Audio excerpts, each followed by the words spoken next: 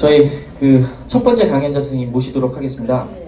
전 국립중앙박물관의 아시아 부장으로 계셨던 민병원 선생님 모시도록 하겠습니다. 박수로 맞아주시기 바랍니다. 안녕하세요. 민병원입니다.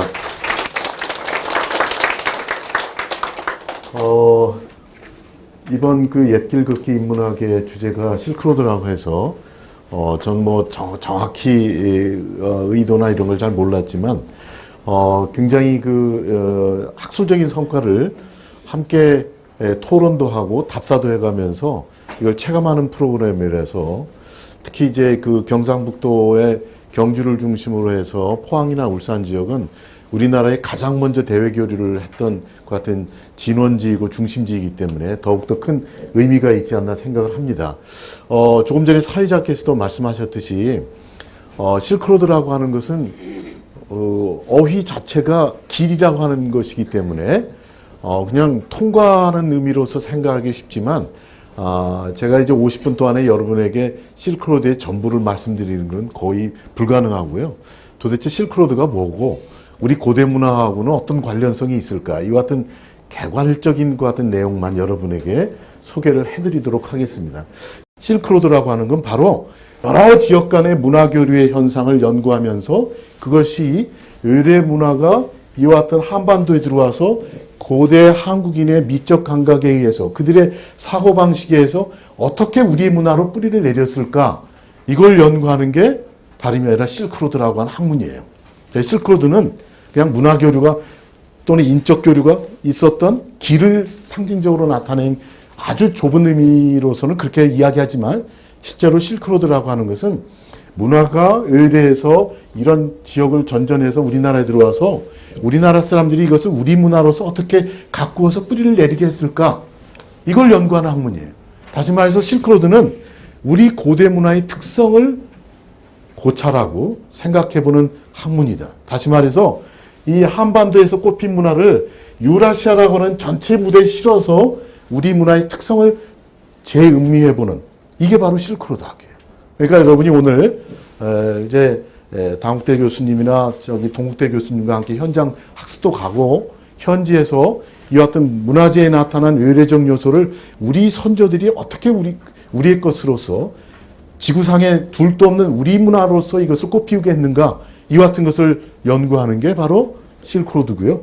바로 실크로드가 그런 의미에서 한국의 인문학과 뗄래야 뗄 수 없는 아주 깊은 관련이 있다라고 하는 걸 말씀을 드리는 거예요.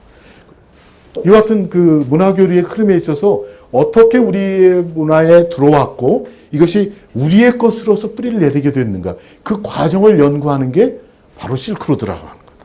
그래서 실크로드는 아까 말씀드린 것처럼 이 스텝노트를 통해서 우리 금관을 보면 최초의 70년대 학자들은 야 이거는 우리 거다 이렇게 이야기를 했는데 아까 말씀드린 대로 7, 80년대 엄청난 발굴이 이루어지다 보니까 이 중국의 동북지방에서부터 내몽골에서부터 아프가니스탄에서부터 흑해연안까지 이와 같은 도상이 다 연결이 되어 있다고 하는 게 증명이 됐어요.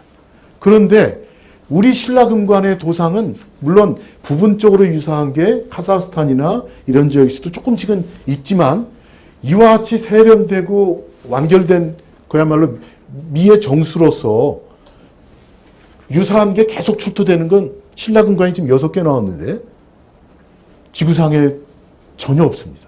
그래서 우리 국력이 이제 신장이 되다 보니까 도대체 한국은 어떤 문화를 가진 나라였을까? 이것을 미국이나 유럽의 서유럽의 국가에서 우리 문화재를 가져다 한국 문화를 이해하려고 하는 전시회를 계속 개최를 하려고 해요.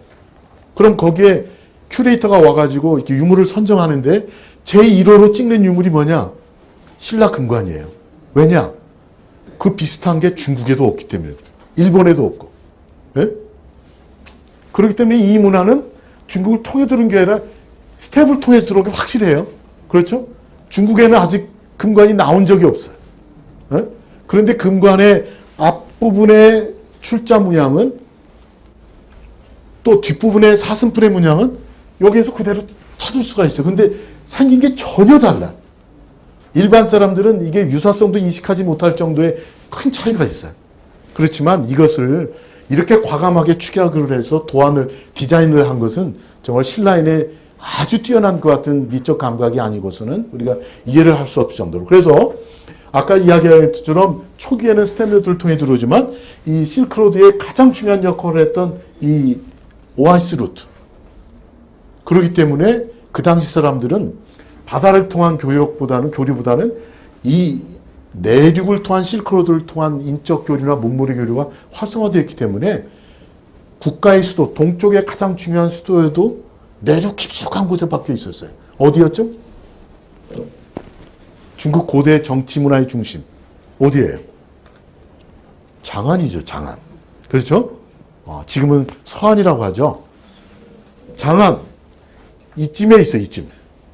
그래서 중국에서 지역 구분을 할 때 장안이 포함되어 있는, 서안이 포함되어 있는 섬서성부터 서북 지역에 집어넣어요. 네? 그러니까 굉장히 내륙이라는 걸 알 수 있겠죠? 중국의 수도가 북경으로 나오는 건 언제부터예요? 원대지, 원대. 응? 그러니까 그때는 이미 내륙을 통한 이 문물의 교류보다 바닷길을 통한 교류가 훨씬 왕성해졌던 시대예요. 다시 말해서 해양지향적인 세계가 전개되고, 다시 말해서 그 전에 15세기 말에 바스코다가마에 의한 인도 항로가 발견되면서 16세기에는 포르투갈을 비롯한 이 세력이 지중해와 인도와 동남아시아를 잇는 향신료 교역의 교역권을 완전히 서유럽이 장악하게 됩니다. 그리고 더 나아가서 중국의 당발부터 명대 이르기까지 바닷길을 통한 그 교류가 왕성해져요. 그래서 이 길이 가지고 있던 문물의 교류의 주인공의 자리가 바닷길로 넘어가게 돼요. 그래서 실크로드는 초원의 길, 사막길, 바닷길을 포함해서 아울러서 표현을 하고요. 이 바닷길을 통한 교류 역시 우리 통일신라 시대 때 대단히 활성화되어 있어서 이 동남아시아 인도의 특산물들이 전부 인도의 중국의 광동이나 천주항에 모이면 여기에서 동아시아를 제패했던 게 다름이 아니라 누구죠? 장보고지 누구예요? 장보고예요. 그래서 이 텔레비에서 장보고 드라마를 할 때 보니까 맨 무슨 권력 다툼이나 이런 걸로 묘사를 했던데 그건 방송국이 아주 잘못 묘사한 거예요. 그 당시에 장보고가 다뤘던 물건은 인도, 서아시아, 동남아시아 거를 다 다뤘던 거예요. 그 신라 조정에도 납품을 했을 뿐만 아니라 일본 왕실 조정에서도 필요한 물건 다 써주면 그거 다 납품을 했던 게 다름이 아니라 장보고 선단이에요. 그래서 당대에는 아까 말씀드린 대로 여러 유래 문화를 받아들여서 국제 문화가 꼽혔던 거로 유명하죠. 그래서 선진 문물을 받아들이기 위해서 우리나라도 여기에 신라방을 만들고 많은 사람들을 파견해서 그 선진 문물을 흡수하려고 노력을 했습니다. 일본 역시 마찬가지예요. 근데 일본은 이 시대에 견당사라고 하는 것을 많이 보내는데 그 대부분이 장보고 선단을 이용하지 않으면 중국에 들어갈 수가 없어요. 네? 그래서 엔린이라고 하는 승려가 나중에 공부를 마치고 귀국을 할 때 장보고한테 장문의 편지를 보내. 뭐라고 하느냐. 정말로 칭찬을 그냥 계속 늘어놓습니다. 뭐가 뛰어난 그대 이렇게 써놨는데 제일 마지막에 본문은 뭐냐. 나 배 좀 태워달라고 해요. 응? 그 정도로 견당사도 물론 직접 가는 것도 있지만 발해를 통한 교류나 굉장히 활성화되어 있지만 역시 그 당시에 동아시아의 해상왕은 역시 장보고였던 거고요. 그래서 장보고는 실제적으로 서아시아에서부터 특히 인도에서부터 동남아시아에 이르는 향신료. 여러분 국립중앙박물관이나 목포나 광주에 가면 신안에서 엄청나게 많은 향신료가 나왔어요. 네? 그 중에 대표적으로 제일 많은 게 호초야. 후추. 후추는 우리가 음식 만들 때만 이렇게 뿌려 먹는 걸 생각하는데 그거보다 훨씬 많이 썼던 게 약재로 썼던 거예요. 이 건유제, 소화제. 네? 그래서 일본에서의 사찰이나 한국에서도 호초는 동남아시아에서밖에 나지 않기 때문에 인도와 동남아시아에서 난 호초, 계피, 정향, 육두구 이와 같은 게 육식 문화가 정착이 되면서 이게 빠뜨릴 수 없는 이와 같은 향신료가 돼서 아까 말씀드린 대로 16세기가 되면 이 향신료가 전 지구상으로 이렇게 연결이 되게 됩니다. 그래서 바닷길이 그야말로 대화랑을 나타나게 되는 거죠. 이제 구체적으로 조금만 더 20분 정도 설명을 드리도록 하겠습니다. 다음 넘겨주세요. 이게 대항함에서 가문사를 보고 찍은 사진이에요. 네? 다음. 가문사 항공에서 찍은 사진이죠. 아까 말씀드렸던 동탑과 서탑에서 바로 이 호국불교의 상징이었던 이 같은 사천왕이 조각이 된 이 같은 사리용기가 출토가 된 거죠. 다음. 네, 바로 이겁니다. 사리외함이에요. 여기에 동서남북을 불법을 수호하고 국가를 수호해주는 국가 진호의 가르침으로서의 불교의 그 같은 특징이 아주 잘 드러난. 근데 묘하게 동쪽하고 북쪽만 동물을 밟고 있어요. 네? 그래서 그거는 제 연구 성과에 의하면 외와 당을 견제하기 위한 것이 아닌가라는 생각이 듭니다. 다음. 이게 바로 그 당시에 삼국사기에도 나오는 금광명계, 금광명 최승왕경이라고 하는 경전입니다. 이게 바로 호국경전의 대표적인 거고 이 경전을 독송을 하면 사천왕이 나라를 지켜준다는 그런 내용이에요. 그래서 아시아의 여러 지역의 언어로 실크로드에 명멸했던 여러 국가의 언어로 번역이 되어 있고 이건 한자고요. 다음. 이건 호탄어고. 다음. 이게 12, 3세기에 북아시아를 지금의 서북 지역을 제패했던 탕구트가 세웠던 서하라고 하는 나라에서 만든 서하어로 번역한 금광명경이에요. 다음. 이게 바로 최근에 발굴이 끝난 경주의 사천왕사지에서 출토된 이 같은 사천왕상들입니다. 여기에 아직도 여러 가지 설이 있지만 이건 기본적으로 사천왕사지라고 하는 걸 생각해 보면 이건 호국적인 의미에서 그리고 이 자체가 틀을 찍어가지고 만들었어요. 우리나라에 이런 문화가 없습니다. 에? 불상조각을 하는데 이 틀을 가지고 찍어서 진흙을 가지고 이 유산화에 읽어보면 그 당시에 백성들이 진흙을 계속 퍼날렸다라고 양지라고 하는 스님이 이걸 만들었는데 그 기록이 남아 있습니다. 다음. 사자죠. 사자는 원래 헬레니즘의 상징적인 요소였어요. 헤라클레스가 사자를 때려잡고 사자 피를 머리에 쓰고 다녔기 때문에 권력과 왕권의 상징으로서 자리 잡게 돼요. 헬레니즘에서.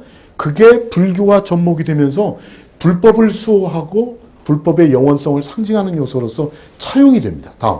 그래서 여기도 보면 다보탑이죠. 다보탑에 사자를 이렇게 놓으면 원래 취지하고 틀려요. 이 네 개의 기둥은 사방불의 세계이기 때문에 사방불의 세계를 지키기 위해서는 이 앞에 있어야 돼요. 응? 그걸 인도에 가면 쉽게 볼 수가 있어요.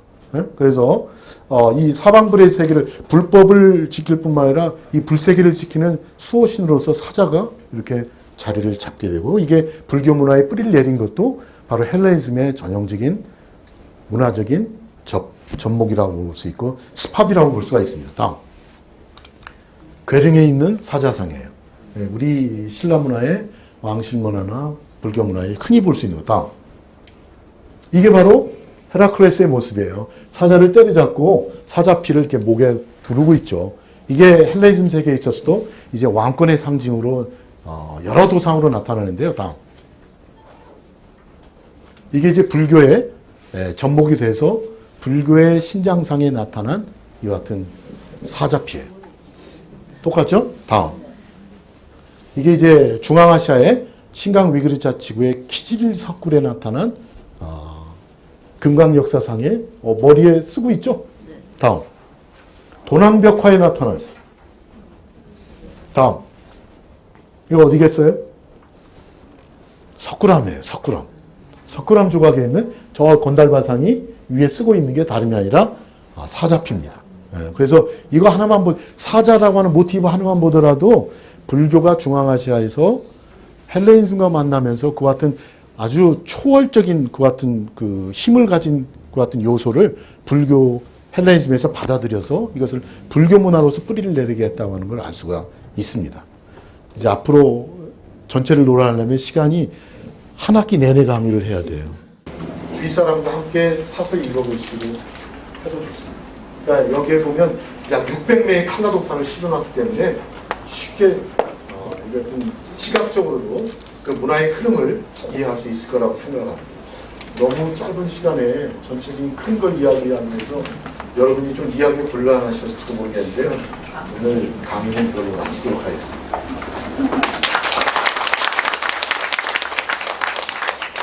예, 민병헌 선생님 강의 잘 들었습니다. 아유, 저 석굴암의 헤라클레스의 그 상이 부각되어 있는지는 저도 처음 알았습니다.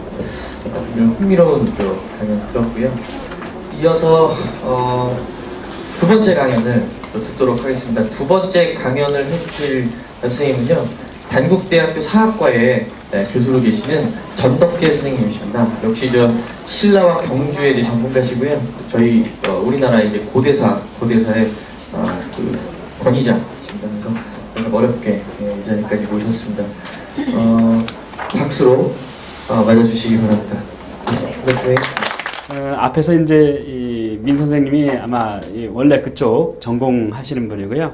저는 원래 전공이 신라사를 위주로 많이 했기 때문에 저도 신라를 중심으로 해서 이제 여기 저는 이제 서역이라는 표현을 썼는데 실크로드라고 하는 표현은 이제 저는 너무 어떤 그 길만을 강조하니까 저는 이 서역이라고 하는 하나의 어떤 이 문화를 중심으로 해서, 그러니까 서역은 이제 중국의 서쪽을 가리키는 거죠. 그래서 이 중국 서역의 문화가 신라에 어떤 영향을 끼쳤고, 그런 것들이 지금 우리 문화 속에서는 어떻게 녹아 들어갔는가라고 하는 것을 중심으로 해서 좀 살펴보려고 합니다. 근데 저희 PPT를 준비했는데 강의안을 그대로 제가 옮겨놨습니다. 그래서 어떤 그 강의 주제는 아까 말한 것처럼 이런 이 신라의 문화가, 그리고 또 외래의 문화, 또 서역의 문화까지 포함돼서 우리 문화에 이제 융합돼서 기본적으로 이것이 현재 우리 문화의 원형이 되었다라고 하는 것이 핵심이고요. 통일 신라 시대에는 이런 고구려와 백제, 또 중국 서역 문화까지 해서 굉장히 국제적 개방적이었다라고 하는 것, 그리고 포용적이었다라고 하는 것, 고대 문화가 갖고 있는, 또 불교 문화가 갖고 있는 성격을 일반적으로 이렇게 설명을 합니다. 강의가 들어가기 전에 이제 몇 가지 우리가 이제 알아야 될 것 중에 중요한 그 기본 상식은 향악자병이라고 하는 것이 있습니다. 여기에 이제 5개의, 그러니까 채치원이 9세기 말에 중국에서 귀국해서 신라에서 유행하던 가무 오락을 보고 지은 시입니다. 거기서 5개의 시를 금한, 월전, 대면, 속독, 산례, 이걸 향악자병이라고 얘기를 했습니다. 이 향악이라고 하는 것은 우리나라 음악이라고 하는 뜻인데, 여기에 나오는 월전이라든가 대면이라든가 속독, 산례는 이건 서역에서 또 전래된 가무예요. 근데 이 서역에서 전래된 가무가 워낙 오래됐으니까 이 신라인들이 그것이 서역에서 전래된 건 전혀 모르고 우리의 고유한 음악이란 것처럼 이해하고 있다는 것을 이제 보여주는 중요한 자료고요. 또 하나는 이제 약간 향악이라고 하는 것은 이제 바로 그 신라 말에 중국의 음악을 당악, 오늘날의 국악, 양악 하는 것처럼 중국의 음악을 당악, 그리고 신라의 고유의 음악을 향악, 고려시대인 것을 소각이라고 이렇게 불렀습니다. 또 하나는 이제 당악이죠. 외래 음악을 대표하는 거라고 이렇게 생각하면 됩니다. 이게 지금의 이제 양악과 같은 개념이라고 이렇게 생각하는 거죠. 고려시대는 이것도 아악이라고 또 이렇게 높여 부르기도 했습니다. 그 다음에 이제 고려악이라고 하는 것이 있는데요. 이거는 이제 우리나라 음악이 일본에 전래져서, 고려악이라는 건 여기서는 고구려라고 하는 뜻이긴 하지만은 고려악에 반드시 고구려 음악만 있었던 건 아니고요. 신라, 백제, 발해까지 포함한. 그래서 한반도에서 전래된 음악을 그 일본인들이 고려악이라고 불렀고, 또 중국에서 전래된 것을 당악 해서 이 당악과 고려악이 이제 일본에서 굉장히 많이. 그다음에 또 중국에서 전래된 고려기라고 하는 것도 있습니다. 그러니까 외래 문화를 받아들여서 그것도 자기 것으로 소화해서 또 중국이라든가 일본에 전파해서 그쪽에서도 이제 상당히 유행했던 것은, 대표적인 것이 고려악이라는 것이 고대 일본에서 유행했던 음악이라고 이렇게 얘기할 수 있습니다. 자, 그래서 이런 그 개념들을 염두에 두고 강의를 하겠습니다. 우리가 이제 신라 속의 서역 문화 할 때 많이 얘기하는 게 로망그라스라고 하는 거죠. 유리잔이라고 하는 거죠. 유리잔은 이제 신라에서는 이제 좀 만들긴 하지만 초기에 5, 6세기 고분에서 우리가 항남대총, 천마총에서 나온 것들은 대부분 다 서역에서 전래된 것이라고 얘기를 해요. 그래서 이런 식으로 금령칠 출토 유리잔, 그 다음에 천마총 출토 유리잔, 그래서 이 황남대청에서도 이제 이런 다양한 유리잔들이 너무 귀하니까 금실로 이렇게 지금 그러니까 박물 간 사람들 많이 봤을 것으로 보여집니다. 근데 이 신라 유리의 어떤 원산지는 요즘에서 이제 논란이 되긴 하지만 인도네시아 자바섬이라고 얘기하는 분도 계시긴 하지만은 대체적으로 이것이 지중해 연안에서 아까 스텟 로드를 통해서 우리나라까지 전래됐다라고 하는 것이 일반적으로 많이 얘기를 합니다. 그래서 아까 그 민 선생님이 말씀한 것처럼 흑해 연안, 그다음에 시베리아, 중국을 거쳐서 고구려를 거쳐서 신라로 아마 전래됐던 것으로 지금 추정되고 있습니다. 그 다음에 이제 우리가 많이 하는 상강옥 옷걸이라고 하는 거죠. 구체적으로 제가 뭐 이렇게 설명하는 것보다는 미추학릉지에서 발견된 상강옥 목걸이 끝에 요게 이제 이 이제 구체적으로 제가 자세히 설명드리지 않고요. 그림으로 보면은 이렇게 서역의 여자의 모습을 한 그 그림이 뭐 여러분도 잘 알고 있는 내용들입니다. 그래서 이것도 서역에서 왔다라고 하는 거죠. 자, 그렇다면 신라가 이런 이 서역의 문화를 어떻게 받아들였느냐라고 했을 때 우리가 이 고구려를 주목할 수밖에 없습니다. 고구려가 유연이라고 하는 나라와 이 고구려가 아주 밀접한 그 관련을 가지는 그 자축 화치를 맺었고 교류해왔고 또 싸우기도 합니다. 실질적으로 그 갈등을 벌이고. 그래서 이 유연이라는 나라가 중국에는 굉장히 이 초원지대를 장악해서 아까 말한 이 서역 지방까지 거의 이렇게 영향력을 미치고 있다는 거죠. 그래서 이 고구려가 이 돌궐이라든가 유연을 통해서 서역의 문화를 받아들이고 그것을 아마 신라에까지 5, 6세기인 신라와 고구려가 밀접한 관련을 가지고 있었기 때문에 신라까지 영향을 미쳤던 것으로 이렇게 보여집니다. 자, 그 다음에 이제 실제 서역과 이 고구려가 직접 접촉했다라고 하는 기록들은 고분 벽화에 보면 서역인들의 모습들을 통해서 우리가 확인할 수 있습니다. 이 가장 유명한 게 이 장천 1호분이라고 하는데 5세기 중엽이니까 뭐 450년 이 무렵에 만들어진 그 벽화 무덤입니다. 장천 1호분은 지금 이제 집안에 있죠.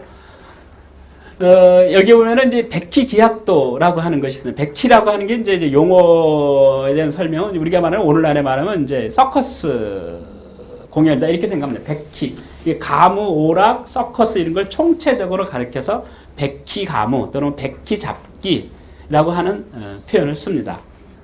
그래서 이게 활발하게 아마 여러 가지 스텝 루트를 통해서 아니면 이제 중국을 통해서든가 해서 고구려가 이 서역과 활발하게 교류했고 또 서역 사람들이 직접 고구려에 와서 공연하고 있는 모습도 확인할 수 있습니다. 근데 이런 어떤 그 백희 잡기라고 하는 게 제가 굉장히 이집트라든가 그 로마인이 와서 공연했다는 것을 제가 강조하는 이유가 뭐냐 하면은 중국인들이 서양의 문화를 접할 수 있는 기회라고 하는 것이 바로 그 사람들이 사실 금방 왔다 가는 게 아니잖아요. 한 대 오랫동안 머물러 있으면서 그들의 문화를 우리들에게 이제 그 사람들이 또 갔을 때는 또 중국의 문화를 또 그들이 전파했어요. 만약에 서역 사람들이 우리나라에 그 신라나 고구려 했을 때 또 그들의 문화를 또 고구려 백제 신라에 전해주고 또 그들이 또 갔을 때 또 고구려 백제 신라의 문화가 그쪽에 또 전해줄 수 있는 이게 동서 문화가 서로 교류할 수 있는 교류의 장이 바로 이런 것을 통해서 나타날 수 있다라고 하는 것을 제가 말씀드렸습니다. 근데 제가 이제 마지막으로 이 서역 가무가 갖는 수용의 의미인데 재미난 것은 채치원이 이걸 갖다가 일국의 음악인데도 불구하고 향악이라고 표현했다는 겁니다. 그러니까 9세기 말에 가면 그들이 춤이 너무 오래 전해져 갖고 이미 우리 거가 됐다는 거죠, 완전히. 그래서 채치원은 그게 서역에서 전래됐다는 것을 전혀 모른다라고 하는 거죠. 이게 향하게 했던 것. 그러니까 이것은 뭐냐? 바로 그들의 어떤 일국의 문화를 완전히 저작 소화했다는 거예요. 완전히 그들이 소화해서 우리 것을 만들었다라고 하는 것을 대변해주는 그런 자료입니다. 근데 이 9세기 말에 이 향악이라는 개념이 생기고 고려 시대는 그걸 소각으로 연결이 됩니다. 그 향악이 정립된 건 9세기 후반, 9세기 후반에 당악과 대비돼서 우리네 음악을 향악이라고 표현을 했습니다. 그래서 이 향악이라고 하는 것은 여기에는 원래 신라의 고유한 음악, 그 다음에 고구려 백제의 음악, 통일 이후에 그 다음에 중국 서역의 음악까지 포함되어 있습니다. 그리고 9세기 말에 이제 중국의 음악과 대비돼서 이것은 우리의 고유한 음악이다. 저작 소화했다라고 하는 표현을 쓰는 거죠. 그 다음에 이제 이 고려 시대에 가면 이것을 이제 소각이라고 하는 표현을 조금 속된 음악이라고 하는 거죠. 우리가 말하는 정악에 대비해서 속된 조금 우리의 문화를 조금 낮추어 부르는 그런 그 표현을 사용하고 있습니다. 그리고 이제 이 조선 시대에 들어와서 다시 이 당악 가운데 일부가 다시 또 향악에 또 범죄에 포함되고 또 중국의 음악을 또 뭐 이런 식으로 해서 또 대비시켜 봅니다. 그리고 또 이 근대에 와서 서양의 음악이 들어오니까 서양의 음악을 퉁쳐서 양악이라 그러고 그 이전까지 중국의 음악, 당나라, 송나라, 명나라 음악, 우리의 고유의 음악을 퉁쳐서 뭐라 그래요? 국악. 국악을 우리가 뭐라 그래요? 우리 민족의 또 음악이라고 생각을 하는 거죠. 그러니까 이런 어떤 음악을 통해 어떤 문화라고 하는 것이 항상 교류와 접촉을 통해서 새로 우리 것을 만들어지고 또 우리 것이 다시 또 이렇게 전파되는 그런 양상을 전래되어 있다고 하는 거죠. 그런 측면에서 이제 그 9세기 후반에 만들어진 신라의 향악이라고 하는 것이 오늘날 우리 민족 고유의 음악, 즉 국악의 원리를 형성했다. 이렇게 이제 정리할 수 있습니다. 강의는 여기까지 하겠습니다. 네, 감사합니다.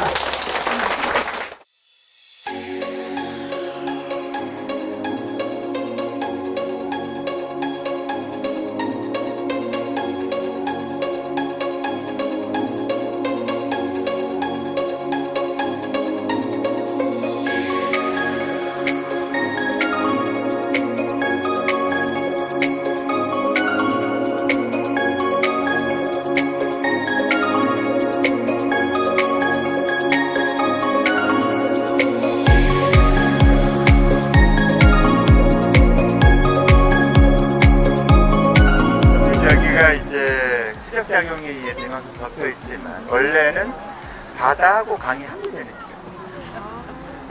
1층, 2층, 3층, 4층, 5층, 6층, 10층, 8층, 9층 다 붙습니다.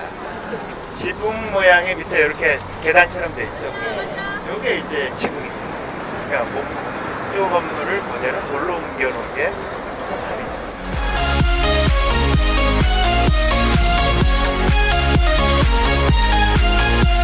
하나, 둘, 셋, 기대입니다! 전 포항에 살고 있는 황국성입니다. 예, 우리 도서관에 이제 자원봉사 하시는 분이 이제 소개를 받아서 제가 인문학 강좌는 자주 들었습니다. 자주 들었는데 오늘 이 현장 답사는 처음이거든요. 근데 정말 제가 생각했던 이제 가문사지나 장은사 이제 절터가 처음 생각했던 것보다도 정말 와가 교수님의 설명을 위해서 좀 머리 더 깊이 들어오고 정말 우리 과거에 우리 선조님들이 하신 그 불교에 대한 사랑과 또 나라에 대한 자부심을 우리가 이제 절탑을 통해서 많이 이제 느껴지는 것 같아서 큰 공부가 된 것 같습니다. 첫째 우리 자원봉사자들은 이제 도서관에서는 봉사 많이 하시는데 이런 것을 통해서도 우리도 정말 이제 산 지식을 배우고 도서관을 찾는 우리 또 이제 회원들한테 이런 설명을 덤으로도 해줄 수 있는 그런 계기가 된다면 더 안 좋겠습니까? 네. 비례 인문학 사랑합니다.